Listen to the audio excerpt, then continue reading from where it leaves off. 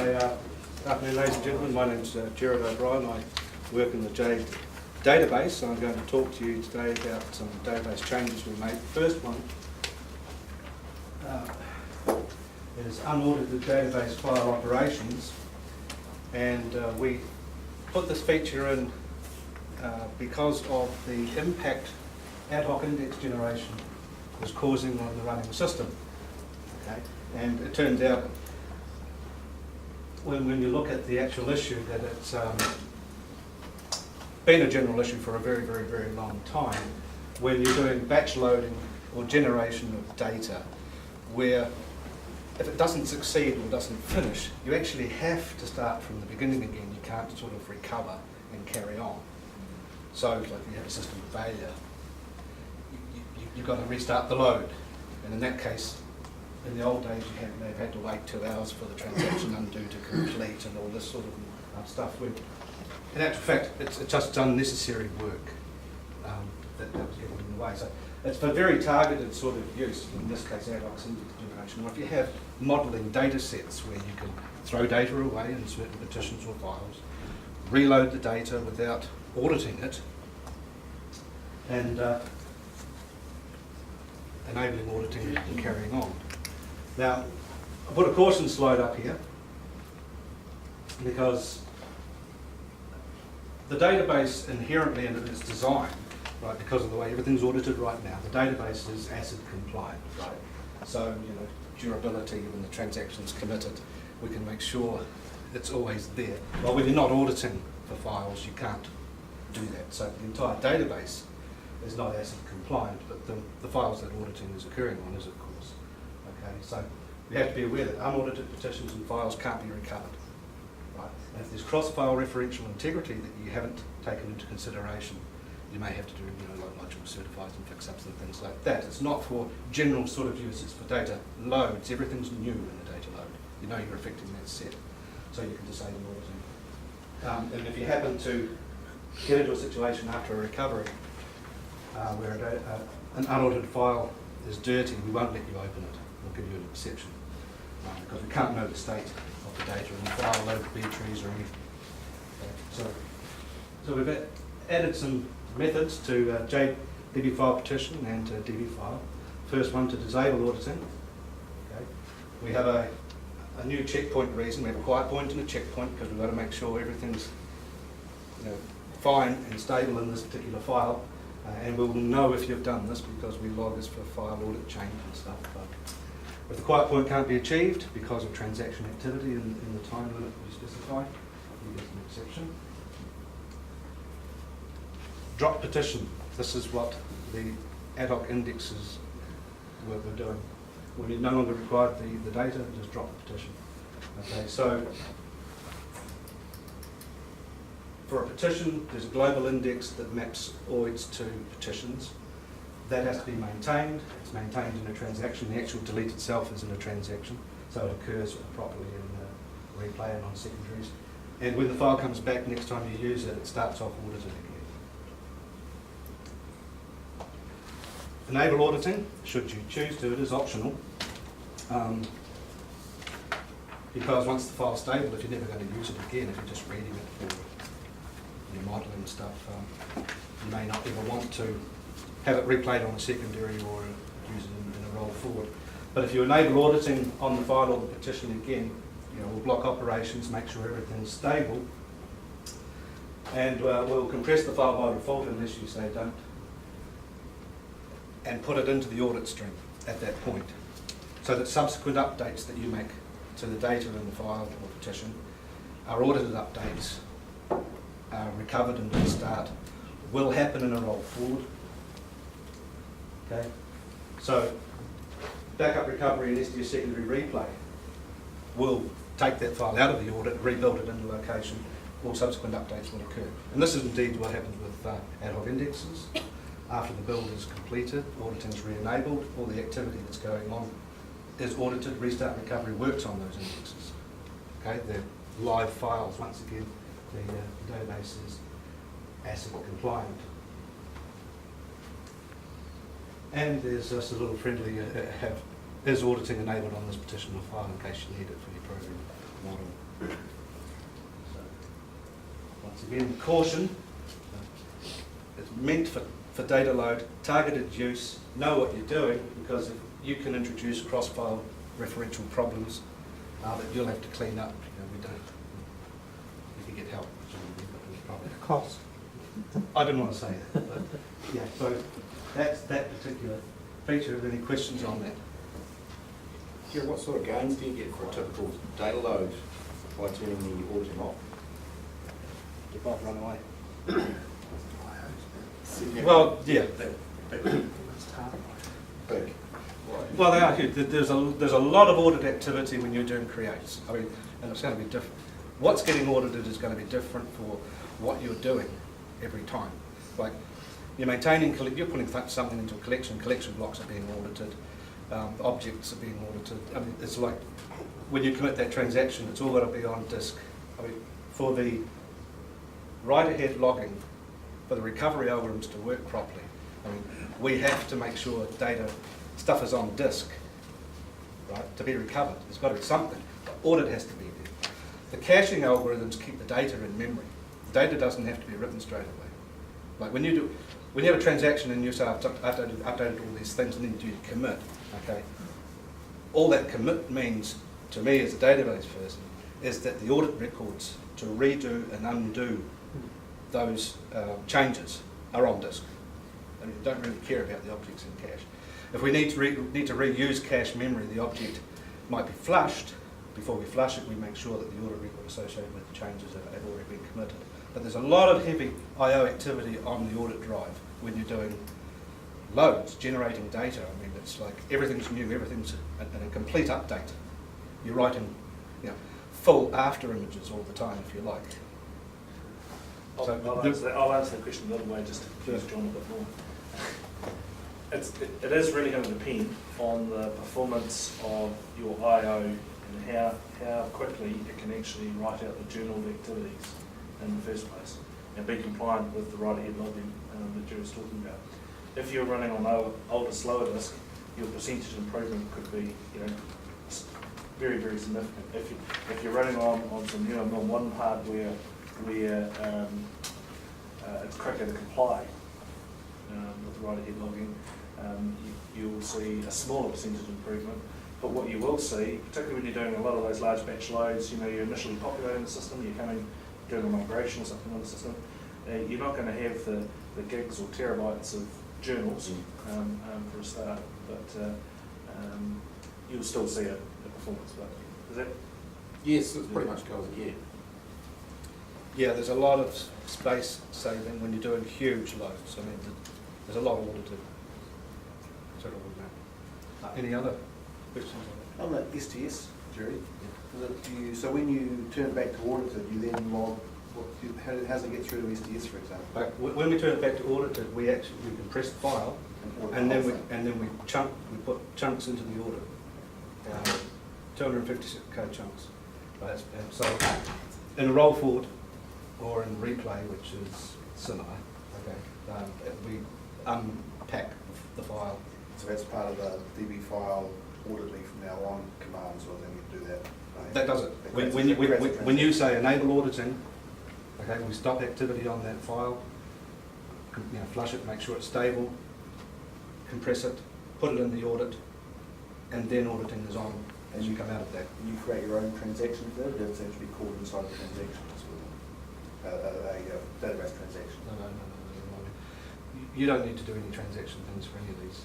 The database, the owner of transactions, does what he likes. so that's the problem. Yeah, so no transactions required for that, but it goes in the audit. It's a miscellaneous audit record for file transfer. We also use a similar record, for example, with Jade Audit Access, you have a generated a description file. That description file magically turns up, changed on your secondary. It goes through the audit, pops up on the other side as well. And gets replaced as you're doing roll forwards from backups with the latest version. Pops out. Any other questions on that? Okay.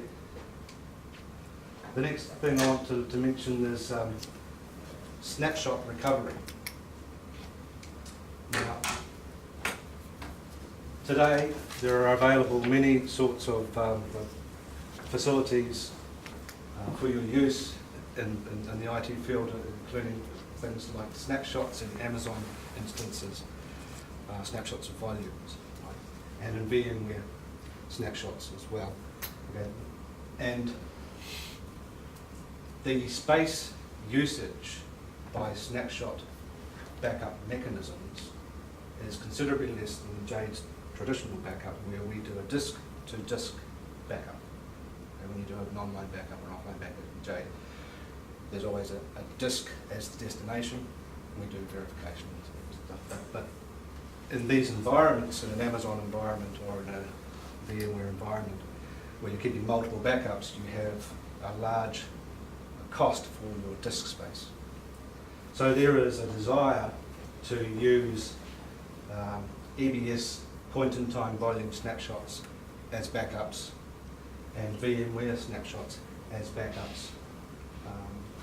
And this feature is to support proper recovery from those snapshots. Okay? They're crash-consistent snapshots. They obey the rules, which I'll cover in a little bit. But the mechanism we put in place will also cover any other sort of snapshot that obey the rules that needs to. So the process of taking a snapshot, the user will invoke start snapshot processing, which we'll get to. It makes the database stable, and it's a cross between our current begin online backup, which you would have seen in the framework, and querying the database for an archive backup. Processing then continues, and then the user comes and says, I've finished the snapshot. Okay, and what we do there is similar to an end online backup, and we then know a recovery region from begin to end in our audits that need to be processed in order to restore integrity to the files because they were copied hot. Taking the snapshot we've got on the framework of the Jade database admin, a new mode snapshot, okay, which will condition the database for snapshot recovery. For script usage, there's the JDB admin action equals start snapshot command. Okay. So that will condition the database to get a recover from point, and then it continues working. Any other change whilst you're in this mode, you can't do reorgs, you can't say I want exclusive access to the database, you get a database locked for snapshot exception. When you know the snapshot's complete, the framework, you reset the mode with just mode default, or the JDB admin end snapshot command, which in essence these are the wrappers for those methods. Now recovery, when you restore a snapshot of some sort, cannot distinguish between recovering because there was a crash while the snapshot was being taken, or the actual restored snapshot, because they look exactly the same. The end stuff is not in the snapshot.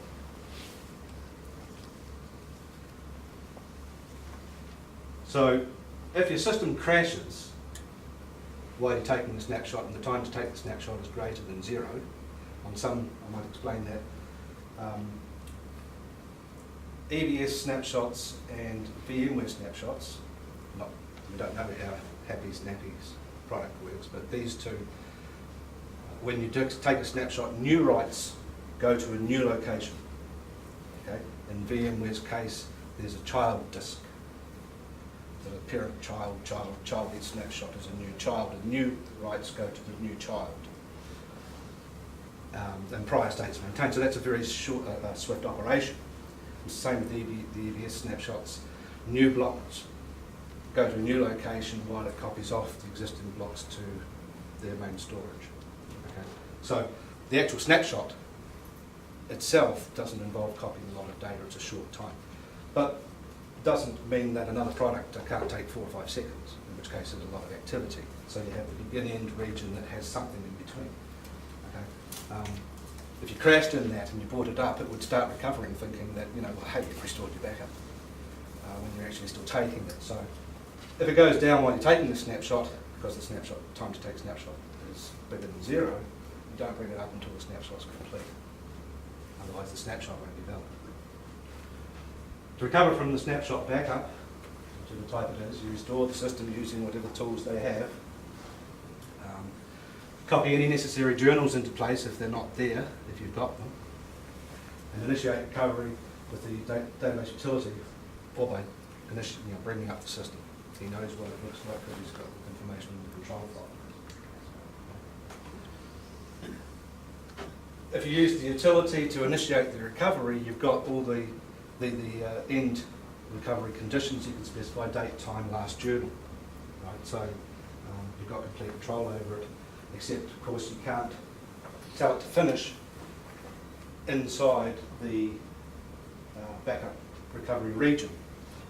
That entire region needs processing in order to restore file integrity because everything is copied by. So if you stop early, you get a 3192 because it's going to leave files unrecovered. And this end snapshot condition that I talk about in here that has to be met, right?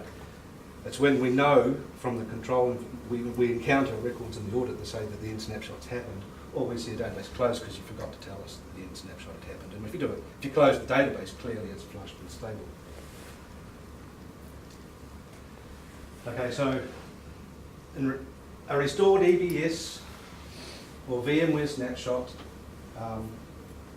where the journals and the database files are on the same volume that's snapshotted, okay,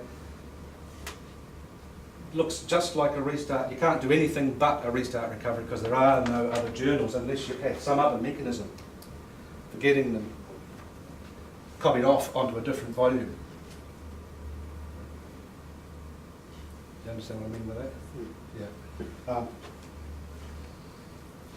In an EBS environment, you might have two volumes, one for the data files, one for your journals, and you can snapshot them separately as long as you put them back in the right order. You know, you've got database snapshots that are incremental, differentials, and you've got journal backups that are incremental and differential. And as long as you match them in the right order, you'll be fine. And this is the rules, the right order. For an ordinary, normal running system, okay, before it crashes, if you like, okay, there are rules that have to be adhered to. Rights that are acknowledged, this is from the environmental considerations for deploying Jade, you can review it. Rights that have been acknowledged to the database have to remain on disk, they have to be non-volatile. And rights to multiple devices in a specific order, that order has to be maintained. If we've done a write to this volume and we've got an acknowledgement and then initiated a write over here, well, this write over here is not allowed to appear if this one never did. All sorts of things go wrong with databases when that's happened. But these rules are complied with normally, right? But when you copy things back out of order, like you use a restore snapshot of a volume in EBS of the data files that is more recent than a restore of the audit, there's no way we can get the integrity of the database back because the audits always have to be before the data. The audited data always has to be before the data on disk in order for write-ahead logging to work. So when Mr. Happy Snappy comes along with his other product, it has to comply. Now, error checking, there's trade-offs. I mean, you get lowered utilisation of disk costs out in the cloud or wherever. Okay, you don't have to pay so much for the disk, you're not using so much because you're using these snapshot differential recoveries, but there are things you lose. Jade isn't performing the backup, so during the backup, the things that we do during the backup that were beneficial no longer happen. We check the block state, we check the content, we validate keys and blocks and B trees. When a file has been backed up, we reread what was written to check the checksum against what we calculated to make sure what was written to the what's on the platter matches what we started with. And then when you're restoring the database, we check the data written after it's restored against the checksum values that are calculated when the database was initially backed up. So we know that it's correct all the way through. When you're using snapshot backup strategies, you need to implement another mechanism to tell you whether or not your backup's any good. And there's a lot of software involved between a write, when you're transferring data, your write, and it hitting the platter somewhere. Okay? All sorts of drivers, all sorts of software. There's moving data is when it's most often corrupted. So there are some losses, but if you have enough backups, you have to make these judgments. It's all cost-benefit analysis stuff. So but the responsibility falls on these new mechanisms to do this sort of verification.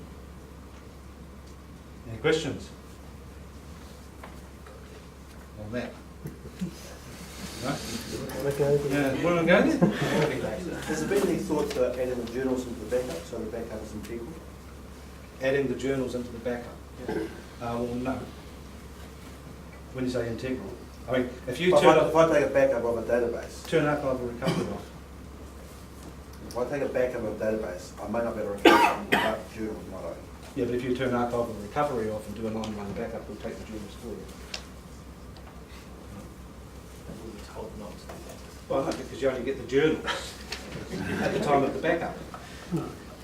You have to have a strategy for backing up journals that's different from the backup strategy, right?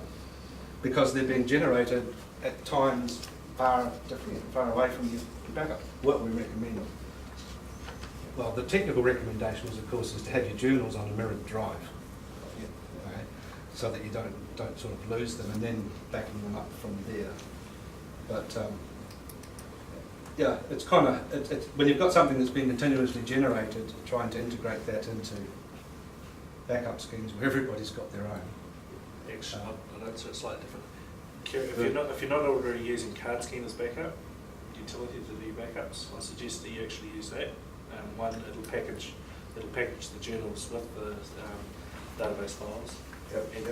And two, speaking as one of the people that have to do the database repairs when people's backup strategies aren't quite 100%, there's been a number of issues that have been resolved in card schema, and their backups, they've seen, oh, that's a potential gap in the backup strategy, and they've closed it.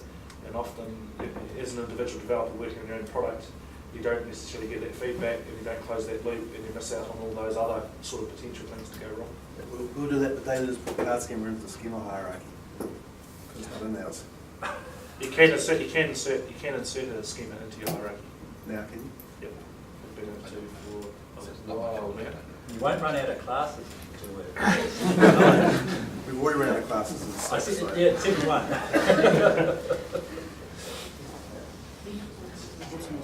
Okay, any other questions? There must be a...